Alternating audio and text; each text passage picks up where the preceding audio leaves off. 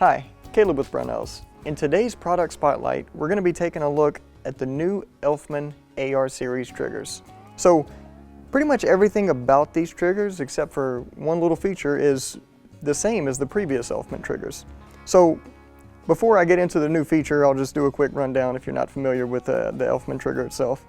So the Elftmann trigger has a drop safety on the sear, which is a cool feature there, and it has sealed bearings that the hammer and trigger actually rotate on, so you get a super smooth pull and a super smooth release of that hammer. So if you'll notice this back piece here, that's the new feature. So this is the adjustment. So you can actually adjust it by hand here, and it has a slot cut in it, so you can adjust it with any flat tip screwdriver, knife, whatever you have at hand, which is really convenient and is a big feature for me personally. Because I hate dealing with those small Allen wrenches whenever I'm trying to adjust my trigger. And that's what pretty much every adjustable trigger on the market uses. Because it doesn't matter how much I dry fire the gun after I install the trigger, whenever I get to the range, I always end up having to tune it just a little bit more to get it perfectly where I want it.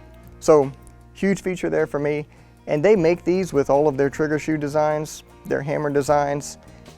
They also make it in the Pro Lock design as well, which if you're not familiar with the Pro Lock system has the holes where the pins would go threaded. So a screw comes in from the outside of the receiver, and that's what holds your trigger group in. So you don't have to use anti-rotation pins or anti-walk pins or anything like that. You can just use those screws. Now, the standard one still comes with the Elftmann anti-walk pin system. So if you go that route, that's what you'll get there.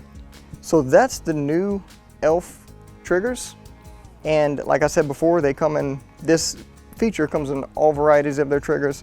It's a really cool addition to the Elftmann trigger lineup. So if you have any questions or comments, feel free to post them down below. If you haven't already, go ahead and hit that like and subscribe button.